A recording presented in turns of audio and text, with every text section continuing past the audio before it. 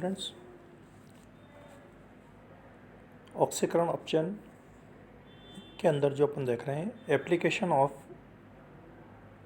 Single electrode potential, और इसके हम अपचयन विभव के टेबल के आधार पर हमारा वर्णन कर रहे हैं। Single electrode potential, reduction potential. पिछले लेक्चर्स में हमने देखा कि किस तरह से यह इलेक्ट्रोड पोटेंशियल ऑक्सीकारक कैरेक्टर को बताता है, और आज भी हम देखेंगे कि यह हैलोजन के ऑक्सीकारक गुणधर्म और उनके कंपैरिजन को किस तरह से एक्सप्लेन करता है। जैसे हमने ऑक्सीडेशन टेबल में देखा कि विभव जितना उच्च होगा उतना ही उसका अपचयन रिडक्शन इजी होगा। जितना पॉजिटिव साइड में उच्च होगा उतना ही उसका रिडक्शन होगा, अपचयन। जब इसका अपचयन हो जाएगा तो ये दूसरे का ऑक्सीकरण करेगा। अब जितना जिसका पोटेंशियल उच्च होगा वह उतना ही प्रबल ऑक्सीकारक होगा, क्योंकि उनका अपचयन उतना ही इजीली होगा, फैसाइल होगा। तो ये जो टेबल है हमारी हैलोजन की, इसके अंदर देखिए कि फ्लोरीन का सबसे उच्च है। फ्लोरीन का जो विभव अगर इस पूरे सीरीज में देखा जाए तो 0 से पॉजिटिव में अगर अपन देखते हैं तो ये देखिए +208, 1.36, देन ब्रोमीन, देन आयोडीन। तो सबसे उच्च जो विभव है, रिडक्शन विभव, वह है हमारे पास में फ्लोरीन का। तो फ्लोरीन सबसे प्रबल ऑक्सीकारक है इन विभव के हिसाब से। फ्लोरीन सबसे प्रबल ऑक्सीकारक है, उसके बाद में क्लोरीन, उसके बाद में ब्रोमीन और उसके बाद में आयोडीन। ये जो टेबल राइट। तो ये ऑक्सीकरण विभव जो गैस, धातु और उनके हैं, उनके आधार पर हम बताएंगे कि कौन प्रबल ऑक्सीकारक होगा और कौन प्रबल अपचायक होगा। तो ये पॉजिटिव में है, इजीली अपचयन कर लेते हैं, इसलिए अच्छे ऑक्सीकारक होंगे। अब जो एक वर्णन हमने कल देखा था कि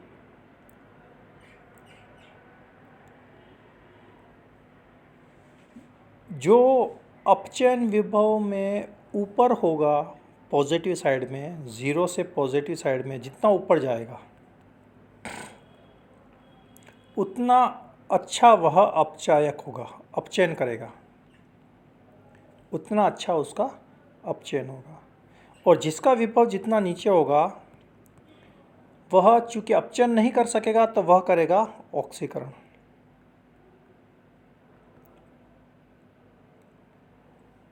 ये ऑक्सीकरण करेगा और ये अपचयन करेगा। यहाँ जिंक और कॉपर दे रखा है, और दोनों के विभव कुछ इस तरह से हैं कि कॉपर आयन का जो अपचयन विभव है वह है +0.36 वोल्ट, और जिंक का जो है वह है -0.76। तो यह इसका अपचयन की रिएक्शन इसकी अच्छी होगी क्योंकि इसका विभव उच्च है, और ये निम्न है तो इसका विभव बजाय अपचयन होने के क्या होगा, इसका ऑक्सीकरण। तो जब जब भी ये दोनों टकराएंगे, अब दो का कंपैरिजन हम देख रहे हैं कि जब किसी दो धातुओं को और उनके आयनों को की अभिक्रिया करवाएं तो कौन क्या करेगा, कौन अपचयन करेगा और कौन ऑक्सीकरण करेगा। तो जिनका विभव अधिक है वह अपचयन करेगा और जिनका विभव कम है वह ऑक्सीकरण करेगा, जैसा कि इस अभिक्रिया में बताया गया है कि जिंक का यहाँ पर ऑक्सीकरण हो रहा है और कॉपर +2 से यहाँ आ गई है कॉपर में, तो इसको हम कहेंगे धातु का डिपॉजिट होना, और ये कैथोड बनेगा। तो जो विलयन के अंदर कॉपर आयन होगा वह धीमे धीमे कहाँ डिपॉजिट होगा, कॉपर के रूप में। ठीक है। तो धातु डिपॉजिट करने के लिए भी जरूरी है कि ऐसे दो इलेक्ट्रोड का सेट हमको लेना पड़ेगा जिसका डिपॉजिट करना है वहाँ उसका अपचयन विभव का मान अधिक होना चाहिए। जो दूसरा इलेक्ट्रोड है वह एनोड बनेगा और उसका विभव कम होना चाहिए, वह अपनी अभिक्रिया ऑक्सीकरण की शो करेगा। ठीक है, तो ये पूरा इसके अंदर क्लियर है। अगर इन दोनों को यहाँ पर हम करेंगे तो इसके अंदर कॉपर डिपॉजिट होगा। दोनों के विभव भी हमने बता दिए। और यह कैसे ज्ञात करेंगे उसका एक सिंपल सा फॉर्मूला यहाँ पर इन्होंने दे रखा है कि विस्थापित, जो आपका विस्थापित हो रहा है और जिसका अपना यहाँ पर आपका ऑक्सीकरण हो रहा है, वह दोनों का मान क्या आना चाहिए, धनात्मक। फॉर एग्जांपल यहाँ पर कॉपर का है +0.36 माइनस और -0.76 यहाँ पर जिंक का, तो दोनों को ऐड करोगे तो हमारे पास में धनात्मक वैल्यू आएगी।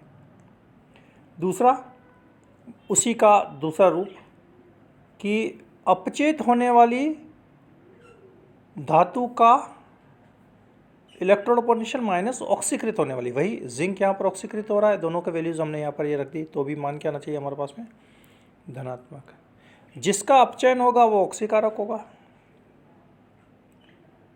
और ऑक्सीकृत होने वाली जिंक यहाँ पर ऑक्सीकृत हो रही है, तो ये विभव भी तो तीन अलग अलग परिभाषा है जिसमें भी अपना करीब करीब जो हमने आगे देखा उन्हीं सबको यहाँ पर समराइज करके इन्होंने लग किया। ये तीनों वैल्यूज हमारे पास में क्या आनी चाहिए, अगर धनात्मक है तो जो अपचयित होने वाली धातु है वह कैथोड के ऊपर निक्षेपित होगी। यह हम इस इलेक्ट्रोड पोटेंशियल की वैल्यूज से कंक्लूजन निकाल सकते हैं। Thank you.